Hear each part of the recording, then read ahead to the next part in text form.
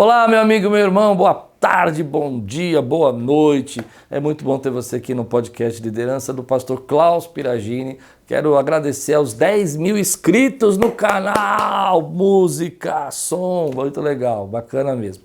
Que Deus continue abençoando, espero que você tenha gostado desse canal. Se você caiu aqui agora, está assistindo hoje, não esquece aí de deixar o seu comentário, curtir, se inscrever, para a gente poder sempre estar mandando um conteúdo de liderança, liderança cristã, liderança para o trabalho, para a igreja, ministério. E hoje eu estou com um amigo aqui que eu admiro muito. Eu sempre falo isso, mas é verdade, é um dos caras mais inteligentes que eu conheço e eu tenho certeza que ele vai falar algo importantíssimo para nós. E o tema de hoje é um tema importante para qualquer líder, que é network. E hoje eu vou falar com um especialista aqui, que é meu amigo Davi Lago, meu pastor. Pastor Klaus, obrigado pelo convite mais uma vez, eu te admiro demais, é uma honra. E o senhor não convida, o senhor dá ordens, então tá aqui, é uma responsabilidade. Eu te admiro muito, você sabe disso. E a gente estava conversando alguns dias atrás, né? Acho que foi o ano passado, a gente falou sobre isso, sobre a questão da importância do líder saber fazer um network, né? E você me falou que você tem um curso sobre isso. E eu quero um dia fazer esse curso com você, já falei isso também, acabamos de marcar esse curso. E hoje eu queria que você falasse um pouco sobre essa psicologia social, esse relacionamento todo. Pode falar pra gente? Sim, nós desenvolvemos no período que eu morava em Belo Horizonte, lá na Igreja Batista Getsemane, para o Seminário Teológico Koinonia, uma disciplina chamada Práticas Ministeriais. E nessa disciplina, um dos pontos que nós estudamos foi justamente a importância de organizar alianças, organizar a vida relacional. Nós somos seres relacionais. E na história da liderança, nós aprendemos que essa é uma das chaves de um líder. O que diferencia o líder do tirano, assim, é que o tirano é uma cultura do beijamão, né? Quer dizer, você tem que vir aqui, me honrar, ele se impõe. Então é normalmente um tipo de autoridade impositiva, que a pessoa é um pouco até refém da situação. Ela está submetida àquele líder, às vezes economicamente, às vezes familiarmente, né, numa rede de relacionamentos. Mas Jesus nos ensinou a cultura do lava-pés, uma cultura de liderança totalmente diferente, que não é venham aqui, né? Até beijar a mão é um costume que veio, essa expressão vem da Pérsia, né? Os persas tinham esse costume de beijar a mão. A história diz assim, que Alexandre o Grande traz esse costume para o Ocidente. Não que tenha um problema em beijar a mão, quando é um ato carinhoso, mas assim, a ideia da cultura de se impor, né? Jesus ele muda isso com a ideia do lava-pés, né? Quer dizer, o líder é o que serve, o líder é o que ama, é o que trabalha, é o que se relaciona. Então, esse componente relacional na liderança, de um ponto de vista cristão, não é um componente acidental. Não é uma coisa assim, a gente vai liderando e não estamos nem aí para os relacionamentos. Não, esse faz parte da essência do que nós entendemos à luz dos textos do Novo Testamento, do que é liderança. E aí é legal por quê? Porque tem várias maneiras de desenvolver, então, essas amizades, né? Nós aprendemos não só nos textos do Novo Testamento, da Bíblia como um todo, mas também na própria trajetória da liderança, né? Por exemplo, quando nós estudamos as grandes lideranças sociais, cívicas, e aí o senhor mencionou os aportes que existem de disciplinas como psicologia social,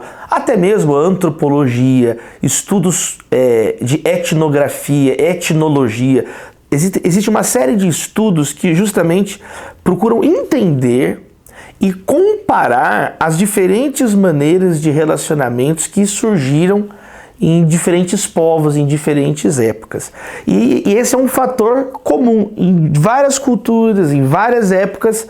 Grandes líderes cristãos que se destacam têm essa habilidade. O exemplo que eu ia dar é do próprio pastor Martin Luther King Jr., né? Sim. O pastor Martin Luther King, ele é um case, né, muito bem acabado de alguém que teve uma capacidade com um viés cristão de construir alianças, de construir isso que a gente está falando aqui, essa network de um modo com um viés cristão, baseado no serviço, baseado no amor. O pastor Martin Luther King, né, legal resgatar um pouco da história, inclusive esse ano, pastor, comemora-se, né, são 60 anos do discurso I Have a Dream, né, o discurso mais famoso do Luther King. Alguns falam que é o discurso mais famoso da história americana, né? Em agosto, na Marcha dos Direitos Civis, em 63. Então, Luther King é um personagem legal para a gente conversar. Ele era filho de pastor, neto de pastor e bisneto de pastor. Ou seja, alguém que já nasceu em uma cultura de liderança, né, da Igreja Batista, e ele tinha então ele herdou, né, o avô materno dele, o bisavô paterno dele já eram pregadores, e quando ele cresce na Igreja Batista Ebenezer, na cidade de Atlanta, nos Estados Unidos, na Geórgia, ele está naquele contexto da segregação racial, naquele contexto, quer dizer, onde as pessoas não tinham a possibilidade, às vezes, de ocupar o mesmo espaço público, em restaurantes, em praças, nos ônibus, né? Então, por exemplo, nos ônibus, as leis segregacionistas, as leis Jim Crow, estabeleciam que os brancos entravam na frente do ônibus, iam sentando até a metade, e as pessoas negras tinham que entrar por trás e ocupando de trás para frente. Se chegasse num lugar, num momento, que uma pessoa da cor da pele branca entrasse e uma da pessoa da cor da pele preta estivesse sentada, ela teria que se levantar. Então é uma coisa humilhante, é uma coisa... Quando o Rosa Parks não se levanta. Aí a Rosa Parks não vai se levantar, ela não vai se levantar. Só resgatando aqui a história, tem muitos jovens também que acompanham. Então, quando isso acontece em Montgomery é a capital do Alabama, né? O Luther King ele cresce em Atlanta, na Geórgia, mas ele se forma, né, teologicamente, ele decide que ele ia seguir a carreira ministerial, né, pregando como um teólogo, então ele estuda, dedica isso.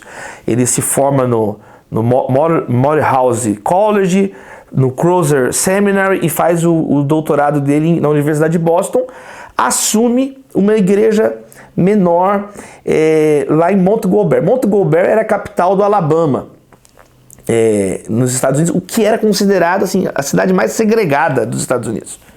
E ele, então, a história da Rosa Parks. A Rosa Parks, uma mulher metodista, não se levanta no ônibus, e aí todo mundo conhece a história, vai ser um momento que precisava de um líder, então.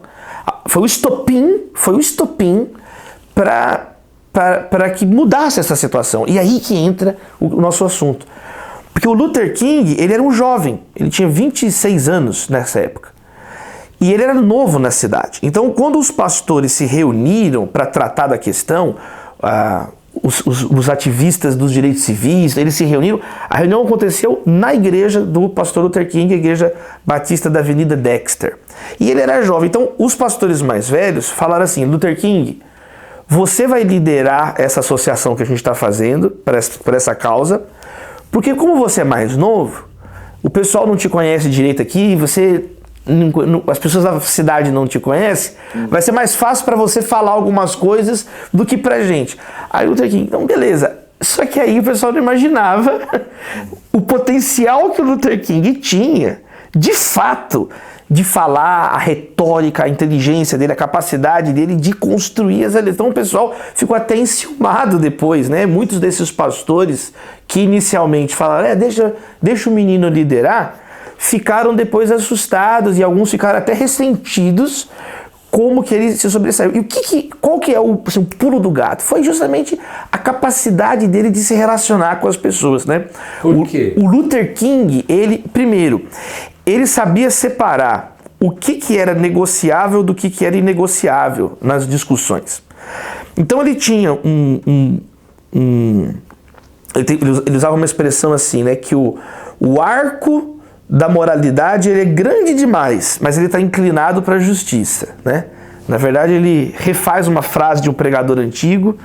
Então, quer dizer, ele fala assim, ó, eu consigo fazer alianças, o que ele está querendo dizer é o seguinte, eu consigo fazer alianças com muitas pessoas, mas desde que essas pessoas estejam inclinadas a praticar a justiça. Então, ele conseguia construir, desde aquela época, nós temos que lembrar que é a década de 50, isso aconteceu em 1955. Então, ele conseguiu o quê? Conversar com os pastores, mas ele conversava com os católicos, mas ele conseguiu fazer aliança com a comunidade judaica. Então, ele tinha essa capacidade brancos, ele fez questão, né, de colocar também pessoas brancas. E isso era importante por quê? Porque ele tinha um contraponto, que era o Malcolm X e outros líderes, né, o Carmichael, que tinha um tipo de contestação pelos direitos que era extremamente baseado na violência, na vingança, explicitamente. Malcolm X escreveu isso, né? Ele falou, isso está registrado, né?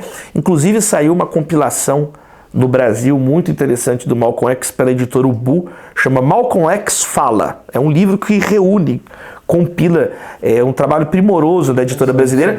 E é legal, quem quer saber de liderança, conhecer esses modelos de liderança. Tem o Malcolm X, ele falava, olha, ele falava, Luther King, ele é uma marionete do sistema. Ele fala o que os brancos querem que seja dito. Nós temos que matar as pessoas. E ele tinha um discurso de violência explícito, né? Explícito. Enquanto que Luther King era o contrário, ele contrapunha, ele falava, não, eu tenho um método de não violência, eu tenho um método de construir aliança. Então o Luther King é odiado de todos os lados, né? Assim, é impressionante, mas por outro lado ele é admirado de outros lados. Então, essa ideia de construir aliança, de construir amizades, eu acho que é importante também a gente resgatar para os dias de hoje, né, pastor? Porque parece que a gente vive novamente esse momento de polarização, de brigas, às vezes gratuitas. Então o líder consciente disso, de que ele não se relaciona igual a gente está aqui. Uma coisa é a pessoa que está nos assistindo, é um tipo de relacionamento mediado pelo computador, mas o líder é aquele que se relaciona com as pessoas no mano a mano, né? Então, a gente resgatar esse caráter da liderança e a importância de construir relacionamentos mano a mano. Como que a gente cria essas pontes assim, né? Porque, por exemplo, você citou Martin Luther King, faz tempo já, mas eu li a bibliografia dele e eu me lembro de uma situação que começaram a chegar os brancos, né, na época, que eram de outros estados, que estavam apoiando o movimento, né, para quebrar essa segregação toda, e ele foi criticado por receber esse grupo, né, dentro, inclusive, um deles fazia parte da diretoria dele lá, né.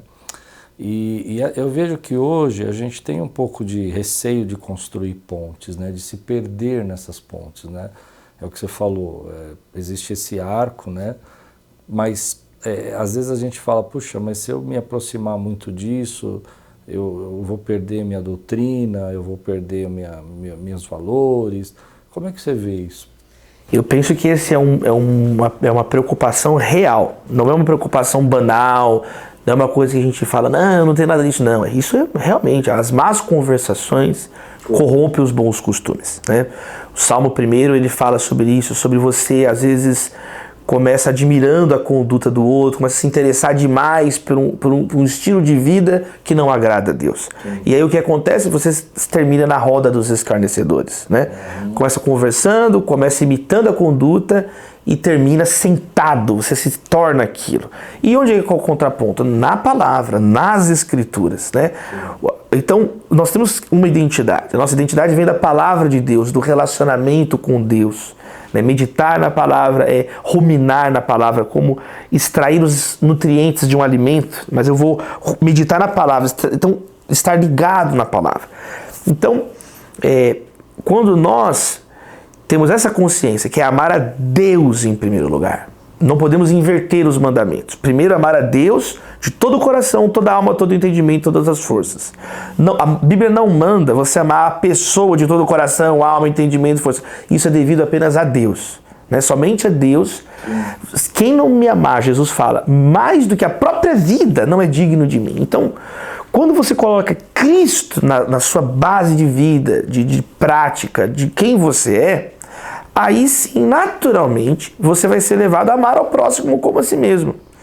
Não podemos inverter os mandamentos. Então, se você tem uma identidade formada em Cristo, naturalmente você vai começar a amar as pessoas, sem se perder nessa caminhada. Jesus era criticado, ele era chamado de amigo de publicanos e pecadores. Por quê? Porque ele se relacionava abertamente. Então, por um lado, nós realmente não podemos perder a nossa essência. O sal que perde o seu sabor não serve para mais nada. Então nós temos que manter essa essência. Como? Habitando na presença de Deus, vivendo com Deus, né? Ele habitando em nós, nós habitando nele. Se alguém está em Cristo, é nova criatura. Então o líder ele tem que entender, na linguagem corporativa, usa a expressão core. Qual que é o core de valores daquela empresa? A empresa tem guidelines, ela é parametrizada, né, com algumas ideias, e quer dizer, se a empresa deixa de ter aquelas ideias, ela deixa de ser o que ela era, ela vira outra coisa.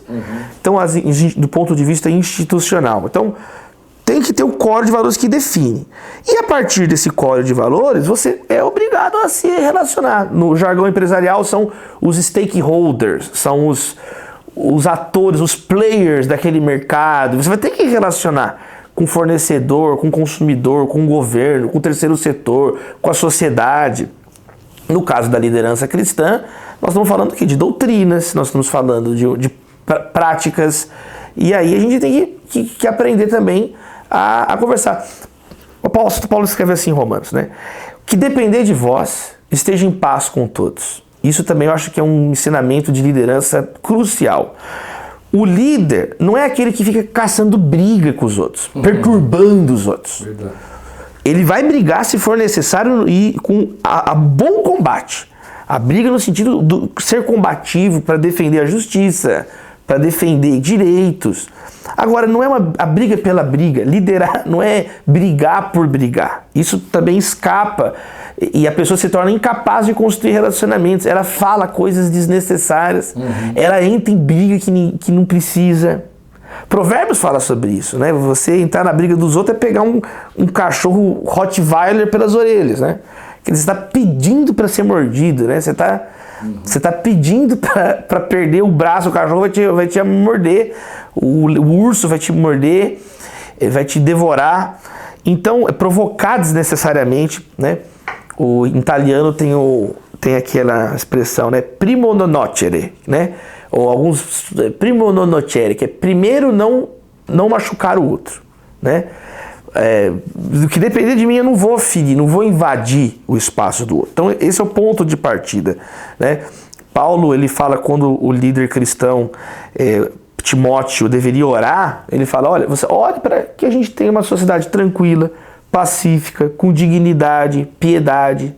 Esse é o ponto de partida. O ponto de partida não é assim, eu vou dominar você, eu vou destruir você, eu vou expulsar você, aqui não, aqui sou eu. Não tem nada a ver com uma liderança duradoura, uma liderança legítima, né? Uma intolerância. Então, eu tenho uma identidade, eu não quero calçar briga com outros. O que a gente quer? A gente quer construir relacionamentos. E esses relacionamentos no dia a dia, através de conversas. E aí entram coisas bem práticas, né? Isso é legal. Vamos para coisas básicas. Então, assim, por exemplo, uma coisa básica, né, das amizades é o quê? É a reciprocidade, né? A beleza da amizade é justamente a reciprocidade. Quer dizer, é alguém que fala e é ouvido, alguém que é ouvido e fala. Essa troca de experiências, de pensamentos, de ideias, né? Um amigo, Eclesiastes, ele fala assim, no capítulo 4, né? É muito melhor caminhar em duas pessoas do que em uma, né? E ele compara de um modo bem prático usando a imagem de uma caravana, de uma peregrinação no Oriente Médio, né? No Oriente Antigo. Quer dizer, dois vão se defender se tiver algum assaltante. Se tiver um buraco e um cair, o outro ajuda a levantar. Então, essa é a beleza da caminhada. Então, a reciprocidade eu acho que é um primeiro fator, né? Porque se um cair, um levanta, mas se outro cair, o outro levanta. Um poder contar com o outro. Esse tipo de relacionamento vai mais longe do que aquele relacionamento que às vezes você se entrega, ajuda, e muitas vezes não tem uma correspondência. Nós devemos amar as pessoas assim, amar as pessoas desinteressadamente. O amor não busca os seus próprios interesses. Mas aqui a gente está falando de construir amizades. Nós estamos falando de algo específico. E amizade, por definição, ela vai ter o quê? Quem tem maior amor do que aquele que dá a sua vida pelos seus amigos? Então, o que caracteriza um amigo na palavra de Cristo é esse amor de entregar a vida, né? Um pelo outro. Jesus falou para Judas, aqui veio o amigo. Jesus continuava com a postura de amigo com Judas, embora Judas já não fosse amigo de Jesus. Então, a pergunta é, você quer ser um Judas ou Jesus, né? Então, reciprocidade. Você quer lavar os pés ou beijar a sua mão? Vou beijar sua mão. Então a beleza das amizades é justamente essa, quando existe a reciprocidade, um entregando a vida pelo outro, um amando o outro, um orando pelo outro. E isso é muito importante. Às vezes nós reclamamos. Ninguém me manda e-mail, ninguém me dá um parabéns, ninguém se importa. Mas você não se importa com ninguém. Ótimo. Você não liga pra ninguém, não liga no aniversário de ninguém, não dá parabéns pra ninguém. Não dá parabéns pra ninguém. Então, amizade. Ontem nasceu filhinho da nossa amiga Rúbia, o Mansur. Nasceu o bebezinho, minha esposa, primeira coisa, eu falei, Natália, manda uma flor pra Rúbia, pro Mansur, mandou lá o Ferreiro Rocher, mandou uma flor. Estão todos felizes, e eles, nossos amigos de anos. Então, assim, esse é o gesto, né? É o gesto. Então, eu e minha esposa, esse ano, a gente colocou um desafio novo pra gente. Eu montei um grupo, eu e minha esposa, chama Gatos Intercessores, né? Bem coisa de casal, né? E a gente, nesse grupo que só tem eu e minha esposa, a gente coloca cada semana a foto de uma família que a gente vai orar. Que legal. Quer dizer, tem famílias que oram por nós. Aí eu falei, Natália, esse ano a gente vai organizar ainda mais a nossa oração. Então, cada semana a gente ora por uma família, pelos filhos. E a gente percebe que Deus, ele, né, não fica devendo nada para ninguém. Ele levanta pessoas também que começam a orar por nós. Então, acho que esse é um primeiro ponto. O líder tem que pensar assim: como é a reciprocidade dos meus relacionamentos? Deixa eu pegar um pouco isso, né? Eu fiz um podcast outro dia falando sobre que o líder verdadeiro, ele tem que se importar com as pessoas. Então, vou tentar trazer isso no que eu penso, eu quero ouvir a sua opinião. Você dá aula na faculdade lá, seus alunos somem, desaparecem, você nunca ligou para nenhum deles, perguntou por que eles não foram, né? E aí eu lembro de um versículo que Jesus falou, né, que os filhos das trevas são mais astutos, né? Porque quando se trata de comércio, quando se trata de venda, você não quer perder um cliente, né? Você vai atrás do cliente com toda a força. Não, por que você não está vindo? Por que você não veio mais? Tal, né? E já, às vezes, na nossa liderança, a gente vê lá um liderado enfermo, doente, ou realmente com um problema sério, e a gente acaba não se importando porque a gente está mais focado com os nossos resultados, né? O que acaba prejudicando um pouco o resultado. Essa questão de beijar a mão, lavar os pés, que você falou no começo, de criar esse network que você citou do Martin Luther King, e dessa questão que você colocou da própria palavra, de dois andarem juntos, um pode se levantar, não tem um pouco a ver com essa perda do amor pelas pessoas? A gente está mais preocupado em nossos objetivos do que as pessoas? As pessoas viraram um trampolim para nós? Exatamente, eu estou de acordo com essa fala, e de olhar para o outro pensando assim, o que o outro pode me dar? Isso. Aí a gente caminha, né, para uma sociedade de credores, todo mundo cobrando todo mundo, né? Vamos falar sobre isso. Todo mundo exigindo, e o uma evangelho, sociedade de credores. Todo mundo se sente no direito de cobrar todo mundo. Mas nem todos falam assim, como que eu estou contribuindo para resolver um problema? Como que eu estou tentando colaborar de algum modo? Ou tipo, você não pode ser meu amigo só por ser meu amigo. Eu tenho que ser meu amigo porque eu tenho um interesse com você. Isso. E aí, Jesus ensinou o contrário, né? Romanos 10, 8 fala assim, né? Fala assim... não devam nada a ninguém a não ser o amor, né? Honra quem honra, tributa quem tributa, e não devam nada a ninguém a não ser o amor. Ou seja, o cristão é alguém que olha para o outro e fala, eu estou devendo amor para ele. Então, o ponto de partida é, eu devo amor a essa pessoa. Paulo faz uma comparação simples, né? Quer dizer, a dívida é uma coisa que ninguém gosta de ter. Uma dívida é uma obrigação, é uma coisa que... A dívida é uma coisa que incomoda. E é justamente esse incômodo que nós temos que sentir ao olhar para qualquer pessoa. Eu tenho que olhar para a pessoa e o ponto de partida é, eu devo amor a essa pessoa. Eu não posso esvaziar a humanidade dela.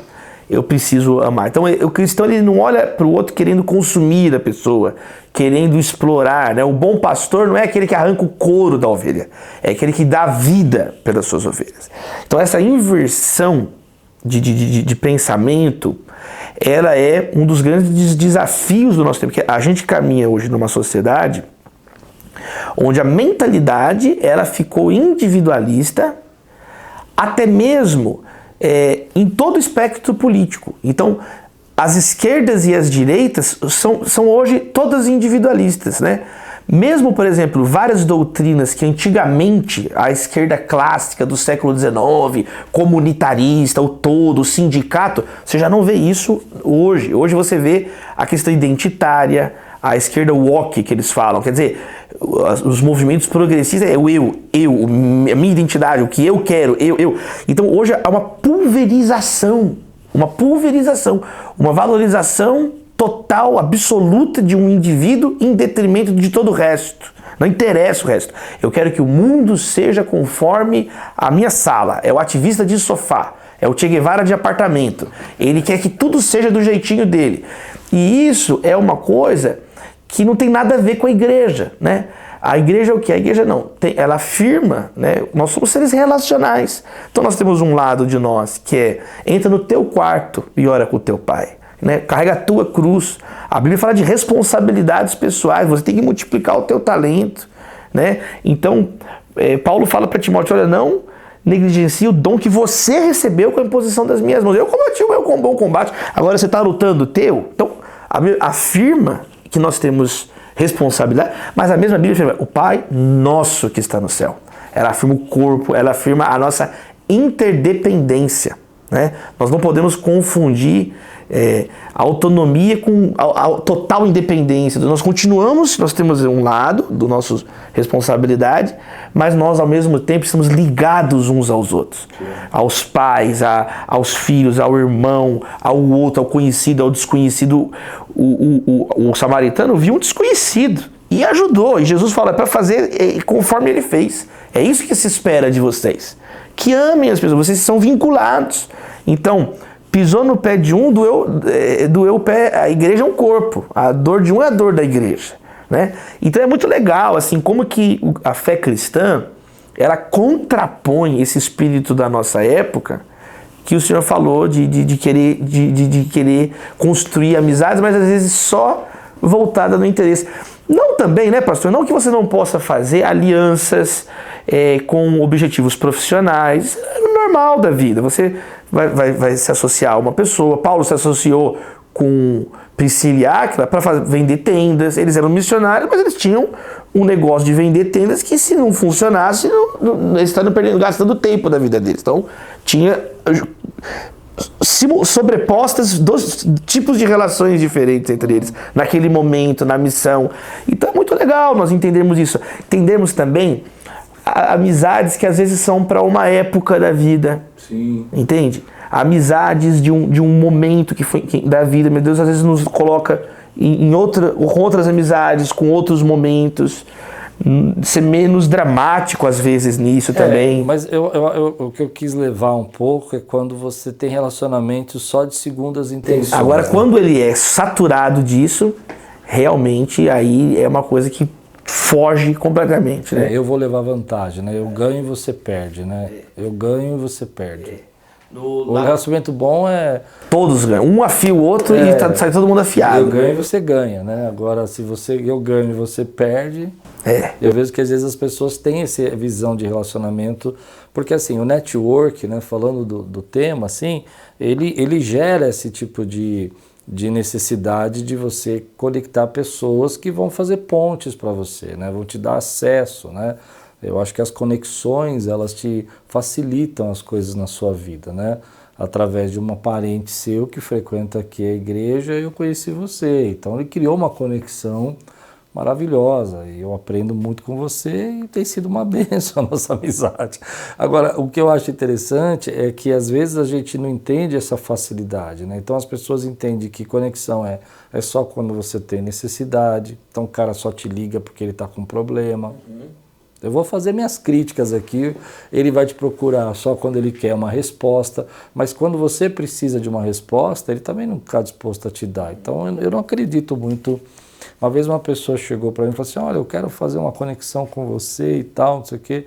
Eu falei, olha, eu estou procurando amigos, podemos ser amigos? Porque eu entendo que é necessário ter conexões profissionais, ter conexões pessoais, mas eu acho que a gente está perdendo um pouco essa questão de a gente poder sentar e se conhecer e criar um network. Eu não sou eu acho que um dos lados mais ruins do Pastor Klaus é network. Esse é o meu ponto fraco. Minhas filhas falam isso, minha esposa fala. Eu sou muito tranquilo, né? Porque eu dou muito valor à amizade, né? Eu acho que a amizade é muito importante. Mas o que eu quero colocar no ponto aqui é o seguinte: o network, ele existe fora a concepção de que nós vamos fazer alguma coisa comercial. Ele pode extrapolar isso, ele pode ser uma coisa... Uma vez você falou isso para mim, né? Que ele precisa ser cultivado. Eu me lembro de uma frase do John Maxwell, que ele falava o seguinte, que relacionamentos são como um jardim. Se você tiver um jardim na sua casa e abandonar o jardim, ele vai virar um matagal ou ele vai morrer tudo, dependendo como ele está, né? Porque se ele depende da sua água, da sua irrigação, ele vai morrer. E se ele depende também do seu cuidado, que você pode, ele vai virar um mato, né? Não vai virar um jardim. Então, relacionamentos são assim. Então, hoje a pergunta que eu quero fazer, para ser mais claro de tudo que eu falei, é o seguinte: network, eles abrem portas, eles fazem conexões, mas o coração tem que ser provado? Sim, essa ilustração eu acho que é perfeita, né? O mato cresce rápido em caminhos pouco percorridos. Verdade. Né? Se o caminho não é percorrido, vai crescer um matagal. Então, às vezes a pessoa ter um contato no telefone não significa que você tem um amigo, né? Sim. Ou que você tem uma ponte. Não é porque você tem o número da pessoa que realmente é isso aí. Você vai ter que cultivar, você vai ter que... E aqui tem uma coisa importante também, que nós temos um tempo limitado.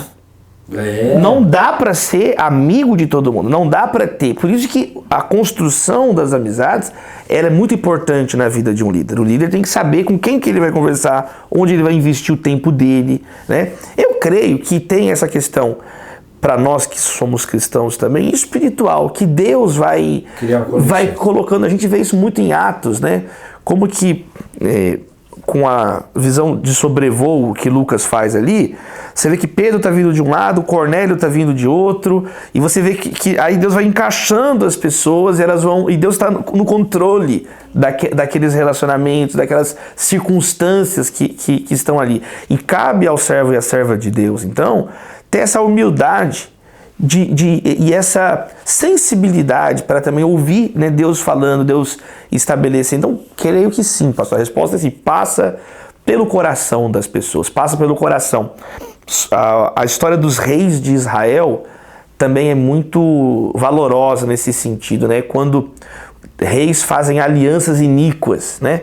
Fazem alianças para fazer o mal, fazem alianças com aquilo que Deus abomina, quer dizer, e aí fala que Deus não agradou o coração de Deus, né? Aquele tipo de postura, aquele tipo de aliança que era feita, né? A Bíblia fala de alianças malignas, né? O Salmo 2, que é cumprido, né?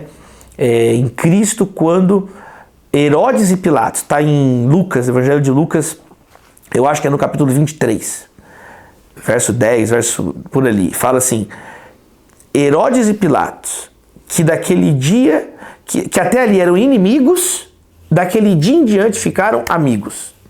Sim. Eles se uniram na condenação de Cristo e ficaram amigos, depois que Jesus morreu, foi crucificado, humilhado, num julgamento completamente injusto. E aí vai ser citado isso em Atos depois, né, que os reis da terra se amontinam contra o Senhor, né? Mas o Senhor zomba deles, eles não têm, a força deles é limitada. Então, passa sim pelo coração, passa por essa questão das motivações, colocarmos as nossas motivações diante de Deus. Deixa eu fazer uma pergunta aqui, que eu vou aproveitar que você está aqui, eu percebo que você conhece muito sobre isso, e eu quero aprender. O que você sugeria para uma pessoa que é ruim de conexões? Talvez uma coisa básica é essa, é a pessoa organizar o tempo dela. Tá, no tempo dela... Me ensina agora. Assim, eu acho que no tempo dela, a pessoa ela precisa aprender, um líder especialmente, faz parte da liderança, né? Cuidar da minha família, cuidar da minha saúde, preparar o meu trabalho que eu vou pregar, que eu vou falar. Entre as atividades da liderança, eu acho muito importante que tenha esse tempo de dedicar a amizades, dedicar intencionalmente a orar por pessoas. Então acho que esse é o primeiro ponto. Aprender a colocar isso na agenda, não é uma coisa que é aleatória. Não, peraí, eu vou me organizar. Esse ano eu vou fazer tantos amigos, eu vou fazer um amigo por mês, eu vou... Um exemplo, tô dando, aí vai de cada pessoa. Eu acho que vai de cada pessoa. Mas eu acho que esse é um ponto, é essa consciência. Eu preciso me organizar intencionalmente para desenvolver amigos. Segundo, você partir para avaliar as amizades que você já tem. Fazer um inventário das suas amizades. Aquela história da aldeia emocional que eles falam, já ouviu falar disso? Conheço pouco. 150 pessoas é o que cabem na sua aldeia emocional. É isso aí. Peraí, tem aquela coisa também, você é a média... Das 5 pessoas. Dos 5 pessoas que você convive, a média financeira, a média de vocabulário, a média de pensamento, a média cultural, de quem você mais se relaciona, né? Então, assim, você fazer um inventário, né? Tem uma mensagem que eu prego para os jovens que chama assim, limpando a agenda do seu telefone, né? Quer dizer, é literalmente isso, fazer uma limpa. Eu procuro fazer uma limpa toda virada de ano. Eu penso assim, se eu tenho um telefone de alguém que eu não posso desejar nem feliz ano novo, eu não sei para que eu tenho esse telefone, né? Então, eu já vou... Se eu não quero dar Feliz Páscoa para essa pessoa, Feliz Natal para essa pessoa, por que essa pessoa tá na minha agenda? Eu não preciso ter esse telefone aqui ocupando espaço. E aí, eu vou... falar sobre isso, fazer um inventário. Quem são os meus relacionamentos?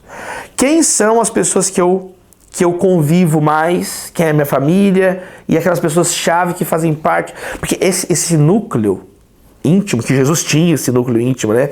Pedro, Tiago e João, explicitamente são aqueles que andavam mais próximo de Jesus, de um grupo de 12. Lucas menciona que tinham 70. Quer dizer... Desde o princípio de Jetro, né? Essa questão de você organizar. Nós somos uma pessoa só. E é bíblico, não é errado, né? Isso não é errado. É até uma responsabilidade você cuidar da família. Como você vai cuidar da igreja se não cuida da família? Paulo fala para Timóteo, né? Como que a igreja quer cuidar da sociedade se a igreja não cuida nem dela própria? Sim. Então, Gálatas 6:10. Enquanto tivermos oportunidade, façamos o bem a todos, especialmente aos da família da fé. Peraí, eu quero ajudar a viúva do outro lado da rua, mas tem uma viúva morrendo de fome. É uma coisa irracional que Paulo tá falando, esse comportamento. Então, quer dizer, eu tenho que cuidar da minha família, na igreja. E aí você vai... Mas aí tem que ter também esse esforço. Peraí, eu posso orar por uma pessoa de fora do mês. E aí você começa a ver, peraí, como que eu posso... aí um terceiro... Então, consciência de colocar isso na sua rotina. Segundo, fazer um inventário das suas amizades. Poxa, esse amigo eu não falo, vou mandar um áudio para ele, né? E você entender quem que você tem que relacionar mais, quem você pode ter um relacionamento mais espaçado. Porque as pessoas entendem isso também, Pastor Klaus. As pessoas são maduras, as pessoas também, cada um tá na sua batalha. E a pessoa entende que cada um tá fazendo a sua coisa e que é o tempo que um vai ter para estar com o outro. A maior parte dos líderes vai entendendo isso com o passar do tempo, porque a experiência própria, né? Sim, claro. Aí um terceiro ponto, eu acho isso, fazer uma pergunta assim: como eu posso servir essa pessoa? As pessoas são extremamente previsíveis, pastor. Assim, as pessoas gostam de quem gosta delas, entendeu? As pessoas gostam de quem trata bem elas. Por isso que Jesus falou, como você trata os outros? Do jeito que você quer ser tratado, é a regra de ouro, né? Então levar a sério a regra de ouro. Como que eu posso agradar essa pessoa? Então eu posso ligar no aniversário dela, sabe? Coisas... Urbanidade, civilidade, entendeu? Graça. As pessoas gostavam tanto de Jesus que ele terminava de pregar, ele mandava os discípulos embora e ficava despedindo a multidão, as pessoas queriam ficar conversando com Jesus. As crianças queriam ficar perto de Jesus, né? Essa figura, ele falava, ninguém jamais falou, ele fala com autoridade, ele fala de amor e ama as pessoas. Então Jesus, ele deixava as pessoas desconcertadas. Então, exercitar isso, em terceiro lugar, pensando praticamente, peraí, eu posso mandar uma flor para a criança que nasceu, para a mãe que está lá no hospital, que deu a luz, que está em casa. Outra coisa que eu acho importante, o líder não falhar em momentos decisivos na vida das pessoas. Né? Assim? Aqui, então, eu acho que uma quarta coisa, temos que ter uma sensibilidade. A pessoa vai fazer uma cirurgia, o senhor passou por uma cirurgia. Muitas pessoas não ficaram sabendo, que é tudo muito rápido. Sim. Mas certamente o senhor se lembra quem que ajudou naquele momento e é grato agora. Nós temos essa abertura no coração para ser muito grato com aquelas pessoas que fizeram a diferença na hora que nós precisamos. E aqui eu acho que é uma coisa importante também, né? Peraí, eu tô num dia atarefado, mas fulano perdeu um ente querido. Eu tenho que fazer uma ligação, eu tenho esse esforço a mais, porque é uma coisa que é uma vez na vida, né? Então, a minha mãe ficou internada com Covid, tem pessoas que mandaram áudio, que me ajudaram naquele momento de muita tristeza da minha família, né? Então, são pessoas que a gente tem essa gratidão. Então, eu acho que é um quarto, ligar esse radar, né? E de modo prático... E às vezes as pessoas não fazem isso porque elas acham que vão atrapalhar, né? Não, as pessoas hoje estão tão carentes, pastor. Então, assim, mas eu já né? escutei isso. Eu não te liguei porque eu não queria te atrapalhar e tal. Na verdade é o contrário. Na verdade é o contrário. É quando a pessoa está precisando não custa mandar um áudio, não custa mandar um gesto de carinho. Né? Eu mesmo tenho dificuldade com isso, que às vezes eu recebo recados assim de pessoas que não são muito próximas, mas que gostam de mim, mas que são, né, expoentes às vezes, né, são bem conhecidas, e elas reclamam, elas falam assim, pô, você nunca me mandou um áudio, você nunca falou nada comigo, você não...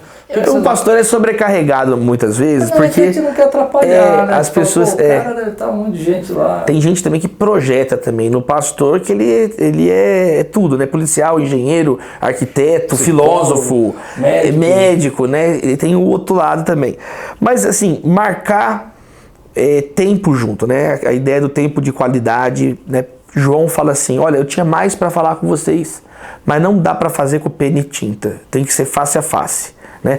Tem essa questão do face a face, tempo de mesa, né? Tempo, tá na moda, o tempo de mesa, né? Quer dizer, essa expressão, que significa o quê? O companheiro, o pão em comum, né?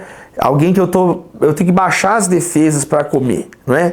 Eu fico vulnerável na hora que eu tô aberto ali para comer, então comungar, eu acho muito legal também isso, ter esse tempo. Uma coisa que ajuda a estreitar muitas amizades, assim, às vezes tem famílias que fazem viagens juntas com os filhos brincando. Então teve um Réveillon que nós passamos 4 famílias amigas, né? O pastor Kenner Terra, o pastor Marcos Almeida, o Kenner e eu, nós juntamos, nós 4, vamos fazer uma viagem junto. Fomos as 4 famílias na praia, passamos um tempo junto. É uma coisa que marca a vida, né? Eu viro um marco na vida da pessoa. Nunca mais a gente reuniu também com essas famílias, mas assim, é aquela lembrança de prazerosa, de alegria. Então, construir essas memórias familiares, né? Essas memórias não caem prontas do nada, né? Isso é fruto de uma construção, de um amor, de um cuidado, de marcar na família, nos filhos, né? Acho que para os pais é uma coisa importante isso, né? Construir boas memórias com os filhos, construir tempos... os filhos entenderem, a minha filha, eu faço ela entender isso, que eu tenho amigos também, que ela chega, porque minha amiga brigou comigo, eu falo, filho, eu também tenho um amigo que brigou comigo, entendeu? Assim, é assim, a gente tem amigo que um dia briga, depois perdoa e caminha. E isso, assim, o maior medo, talvez, dos relacionamentos é o medo de ser ferido, né? Mas é um risco que vale a pena correr, né? A amizade é renovada a cada vez que nós nos encontramos, né? Cada vez que você revê o seu amigo, tem aquele encontro. Uma das cenas que eu acho mais bonitas, eu acho que eu mencionei uma vez numa pregação aqui, é quando Paulo está chegando em Roma, antes de chegar em Roma, em Atos 28, ele passa num lugar chamado Três Vendas. E aí fala assim, que os irmãos daquela região ficaram sabendo que Paulo ia passar por ali. Sim. E os irmãos foram até as Três Vendas. Então quando ele passou por lá, indo para Roma, imagina, preso, aguardando julgamento, passou por naufrágio, tudo que ele passou, né? Aí diz que quando ele chegou lá e viu os irmãos, diz que vendo-os, Paulo se sentiu encorajado e deu graças a Deus. Então só dele ver o amigo que foi lá, que fez questão de estar naquele momento ali, aquilo encheu ele de coragem de ir para Roma e encheu ele de louvor a Deus. Então as amizades nos levam a adorar a Deus, né? Não a praguejar, não a viver reclamando. Elas são um lembrete que Deus está no controle. É uma das maneiras que Deus nos toca através dos nossos amigos, né? É através dos nossos irmãos. Duas frases que são faladas muito hoje sobre network, que eu quero saber se você já fez uso delas. A primeira que fala assim, você está a 2 ou 3 pessoas de qualquer pessoa do mundo, né? Então, se você... E realmente eu acredito que funcione assim, né? Uns falam que é 6 pessoas, outros falam que é 3 pessoas, né? Tem gente que é até menos, né? Outro dia nós estávamos conversando sobre isso, né? Quantas pessoas a gente está de distância do pastor fulano de tal? Às vezes você está 2 pessoas, né? Uma pessoa, né? Você já fez uso disso? Você já pegou e falou assim, eu estou a 2 pessoas de distância do George Bush, vou ligar pro Bush. Algumas vezes eu precisei acessar uma pessoa por causa de um objetivo maior. Sim. Nunca assim, porque eu quero ficar perto, uma coisa egoísta, infantil. Sim.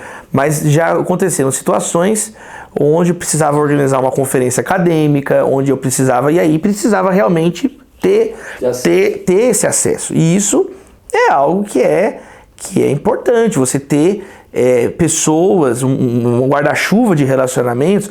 Paulo, uma vez, ele ia ser morto em Éfeso, né? Ele queria ir para o teatro, né? É a única vez que aparece a palavra teatro na Bíblia. Em Atos, ele ia para o teatro de Éfeso se defender. E aí fala que ele tinha os amigos importantes da cidade interviram e falaram, Paulo, não vai. Não vai. A impressão que dá além do texto é que ele ia, que os discípulos ali não iam conter ele. Mas aí Lucas coloca que quando chegaram essas figuras que falaram com ele, não vai, você não conhece aqui, vai dar ruim para você, fica quieto. Ele obedeceu isso. Então quer dizer, são acessos de vida e morte, às vezes. Agora, o problema não é acessar, ainda mais hoje que nós temos e-mail, internet, você manda e-mail na mesma hora, do outro lado do mundo. A questão, eu acho que é, qual o propósito? Uau. Né? Qual que é o propósito? Às vezes não, às vezes você fala assim, eu queria ser amigo daquela pessoa. Até sobre isso a Bíblia fala, não tem problema você querer ser amigo daquela pessoa. Salomão fala nos provérbios que o presente abre o coração do rei. É o que eu falei, é muito simples, o ser humano é muito previsível, pastor. Você agrada a pessoa já fica predisposta a querer te ouvir. A gente só é ofendido o tempo inteiro, assim, briga e confusão e um dando contra o outro. Então quando chega alguém que se importa, hoje ninguém se importa com o problema de ninguém, né? Hoje ninguém se importa, o problema dos outros não interessa. Eu tô sempre cheio dos meus próprios problemas, então ninguém se importa, ninguém faz esse gesto.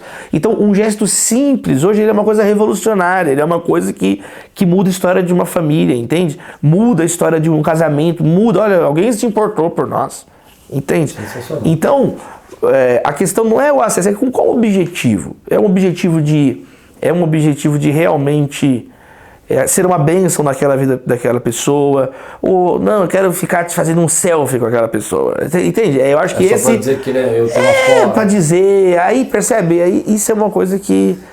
A segunda frase que eu acredito que é verdadeira e tem o seu propósito, né? Mas eu acho que ela é um pouco perigosa às vezes, que você é a média das 5 pessoas que você anda. Eu acredito que ela é verdadeira, na saúde, nas finanças e tal. Só que, por exemplo, às vezes, dentro de uma comunidade, a gente fica mirando só aqueles que a gente acha que é importante. Então, por exemplo, eu não conheço o Davi Lago, então eu não vou mirar no Davi Lago, eu vou mirar naquele outro cara que eu acho que é importante. E aí você falou uma coisa que é as conexões espirituais que Deus faz na nossa vida, né? Você não acha que para nós essa frase pode ser levada a um extremo muito perigoso? Como cristão? Sim, né? Eu citei ela para exemplificar. Eu acredito nela. Sim, eu citei mas ela. Eu comecei a pensar nisso agora. Sim, eu citei para Mas o que você acha? exemplificar. Eu não sei nem. É uma frase, na verdade, é um lugar comum, né? É um lugar comum. Não, quem acha que começou essa frase é o eu não conheço. Bob Proctor lá, é Bob Proctor o nome dele, acho que é. Que ele tem um livro, sabe, né? Você Nasceu Rico, e ele começa com essa... Porque pode ter sublinhado essa ideia do filho de peixinho, peixinho como se fosse castas. Eu acho que a gente tem que ter uma média de pessoas diferentes para a gente poder crescer. Você é influenciado por isso. Mas, por exemplo, às vezes você olha para a pessoa socialmente, ela não está naquele nível social, mas ela tem muito a agregar a você. Mas isso com certeza, acho que é o tema que a gente está falando desde o início aqui. Do ponto de vista cristão, vários desses estratagemas do networking, que são simplesmente corporativos, eles não fazem o menor sentido. Né? Eles não fazem, Jesus falou, eu sou o mestre de vocês, eu estou aqui lavando os pés de vocês. É para desmontar a cultura do beijamão. Se Jesus fosse a média das 5 pessoas, ele não dava com aqueles. Ele não dava com ele, exatamente, mas ele se colocou, ele se esvaziou de si mesmo. Então, a chave cristã, que foi o que a gente tentou modular desde o início da fala, ela é kenótica, da kenosis, do esvaziamento de si. Né? Nada de cultura de beijamão, de querer andar, porque isso volta, né? Vira um ciclo vicioso. Me lembro uma história. Muitos anos atrás eu tinha uma produtora, né, de gravação de DVD e áudio, né? E tinha vários amigos que faziam gravações de DVD, de DVDs evangélicos, né, gospel, né? E aí um amigo querido tal, que era um câmera bem conhecido, bem especialista mesmo, o cara era top, quis me apresentar um pastor. E eu fui conhecer o pastor, nós estávamos numa feira, fui conhecer o pastor. Aí ele falou assim, esse aqui é o pastor Klaus, ele grava um DVD para um monte de gente e tal, isso faz bastante tempo. E aí ele virou e falou assim, você grava, você tem o quê? Eu falei, eu tenho um equipamento tal, eu faço captação ao vivo e tal. Ele falou, mas eu tenho equipamento assim também. Eu falei, que legal, pastor, que bênção e tal. Aí ele virou para mim e falou uma frase que eu nunca vou esquecer. Então, para que eu preciso de você? Quer dizer, o relacionamento instrumental. Então. E aí eu acho que a gente acaba, às vezes, claro, eu entendo que a gente tem que ter ser exposto, né? Eu falo muito sobre isso. Quando você é exposto, você cresce. Quando você é exposto, você... Mas eu me lembro que aquele dia eu olhei para o pastor e falei, não, você não precisa de mim para nada. Aí eu disse, só que o conhecimento que eu tenho, o senhor não tem. Aí acabou o assunto dele, entendeu? A gente pode, por exemplo, também ver essa frase do ponto de vista espiritual como você está numa roda de escarnecedores no seu ciclo mais íntimo, ou você está reclinando igual João a cabeça no peito de Jesus, no ombro de Jesus. Podemos olhar por esse lado também, já que estamos problematizando aí a ideia, né? Quer dizer, onde que é o teu número? Porque do jeito que assim, o senhor colocou, na crítica, é do ponto de vista assim, econômico, de status social, não é? Sim. Mas, por exemplo, pessoas que eu mais convivo, minha esposa, meu pai, minha mãe, minha filha, que são pessoas crentes, são pessoas de Deus, são pessoas amorosas. E graças a Deus que essas são as pessoas que eu mais convivo, são pessoas amorosas. Nunca vi meu pai planejando fazer o mal para alguém, nunca vi meu pai falar assim, nossa, eu falar mal de alguém, nunca vi, o contrário, eu vejo meus pais o tempo inteiro lá de joelhos, 5 da manhã de joelhos orando, entendeu? Eu cresci numa casa assim, eu cresci numa casa que minha mãe de madrugada começa a ligar, chegar mensagem que ela tá orando por você, mandando versículo bíblico. Então assim, graças a Deus, eu não tenho berço de ouro, mas eu tenho berços de oração. Sim. Então que a gente possa valorizar essas pessoas, né? Isso é legal. E não ser assim, poxa, o meu prazer é estar com gente que odeia Deus, que está lá falando mal da igreja, falando mal dos outros. Eu não quero, não é o lugar que eu me sinto bem. Sim. Não é o lugar que eu vou estar com o meu coração feliz. Tá. Agora, se você quer melhorar, então, nessa área, as conexões são importantes. Sim, e a conexão, ela também é um desafio que a gente coloca na nossa própria vida também, nesse sentido, de melhorar, de conhecer assuntos novos, temas novos, gostos novos. O que é o legal de uma viagem? É você voltar e contar, puxa, eu comi tal coisa que eu nunca tinha. Sim. Eu fui lá na Bahia e tem uma coisa apimentada e tal, eu experimentei, foi tão legal, não tem aqui e tal, é diferente. Isso faz parte também de uma teologia da própria vida cristã, né? Viver, a gente vive relacionando. O Martin Buber, ele foi um filósofo judeu, século XX, ele falava algo muito interessante também. Tu, né? Eu e tu. Ele falava uma coisa muito interessante, ele fala assim, que tem duas maneiras da gente relacionar, né? A maneira eu isto e a maneira eu tu. Qual que é a diferença? O eu isto é quando eu falo e não escuto. Então eu coisifico, né? O eu tu é um tipo de relacionamento quando eu falo e escuto. Então ele é dialógico, enquanto que o relacionamento eu isto é monológico, eu só falo e não escuto. E ele diz que o que faz o ser humano, o que faz o ser humano entender quem ele é quando ele escuta, não só ele fala, ele não só projeta, mas ele ouve. E aí são esses tipos de relacionamento. Claro, ele tem um embasamento na própria Bíblia hebraica, né, que a gente chama de Antigo Testamento, quando ele vai falar sobre isso. Mas eu acho que é um pensamento muito condizente com isso que a gente está falando. Construir relacionamentos eu-tu, e não construir relacionamentos eu-isto. Eu me lembro de uma coach, muitos anos atrás, acho que é Maury Lerity Jones, não sei, vou lembrar o nome dela, Mary Ledy Jones, uma coisa assim. E ela falava sobre quando Jesus encontra a mulher do poço de Samaria e ela quer fazer um relacionamento com ele de negócio, né? Me dá essa água aí e eu vou ter água de rio de água viva, que água é essa? E Jesus tira da relação de negócio, né, e leva para a relação de transformação de vida, né? Que eu acho que é isso que a gente faz. Quando a gente se esbarra, a gente transforma a vida, né? E você transforma a minha vida, eu transformo a sua vida pelo conhecimento que você transfere para mim, né? Bom, vamos lá para o final. Suas considerações finais, meu amigo, sobre isso. Lê 2 Timóteo 4. Por quê? Porque é a última carta de Paulo. Sim. Ou seja, o apóstolo Paulo, grande líder, teólogo, missionário, desbravador cristão, ele tem as suas considerações finais para o jovem líder Timóteo. E quais são as considerações finais? Ele só fala sobre relacionamentos. É uma aula de network cristão. Olha só. Ele começa assim: Timóteo, é o seguinte,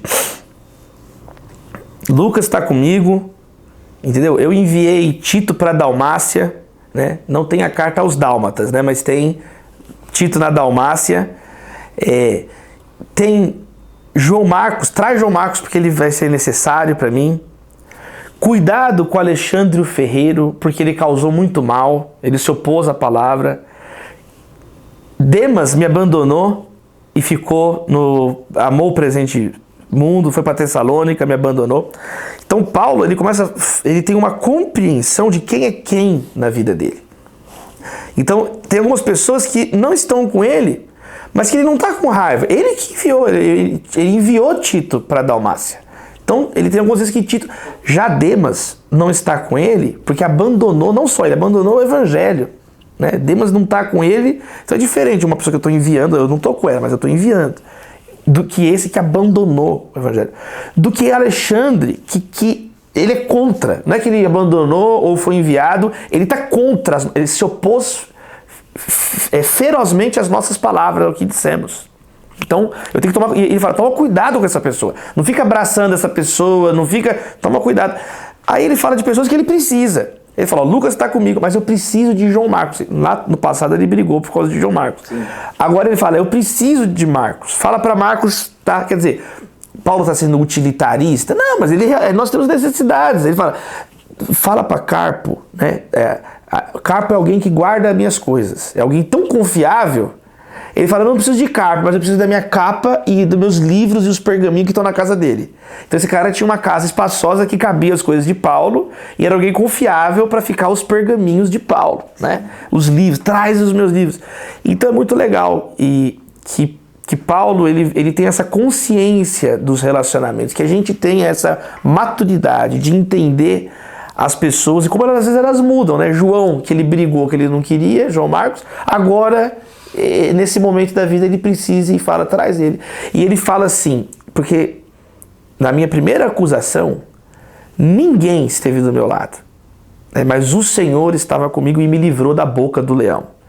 Então é Paulo na cova dos leões, né? Quer dizer, ele quase foi para a boca do leão. Sim. Só que quando ele fala isso, quando você lê lá, e eu encerro com isso, ele não está falando com raiva, com mágoa. Ele está dizendo o seguinte: acima de tudo eu tenho Deus como meu amigo, né? Deus, mesmo no momento que os homens falam, e às vezes parece assim que Deus, tem momentos também que Deus nos tira de toda a network, para a gente lembrar quem é o nosso maior amigo, que é Ele. Ainda que pai e mãe te abandone, eu jamais te abandonarei. Então a fonte da nossa alegria, ainda que ninguém vai ser o nosso amigo, nós vamos ser às vezes esquecido, traído, abandonado, é o que Paulo está ensinando para Timóteo. Deus vai estar com você naquele momento. Deus vai estar com você naquele momento. Mas é claro, aí ele fala, Lucas agora está aqui comigo, né? Deus te abençoe. Então que Deus abençoe os nossos relacionamentos, que Deus nos dê essa maturidade e obrigado, pastor. Eu que agradeço, você me ensina muito. E dia 7 de maio de 2023, né? Não sei quanto tempo vai ficar aqui, eu espero você aqui para trazer uma palavra. Se Deus quiser, amém? Estaremos aqui. Amém. Deus abençoe. Obrigado, Davi. Querido, você é uma bênção. Eu aprendo muito. Eu te provoco um pouco, porque eu quero ver as suas reações, mas é muito bom. Querido, você que está assistindo esse podcast, não esquece de compartilhar, não esquece de colocar na sua playlist aí. Pode escutar pelo Spotify, pelo Deezer, pelo iTunes ou pelo YouTube também assistir, né?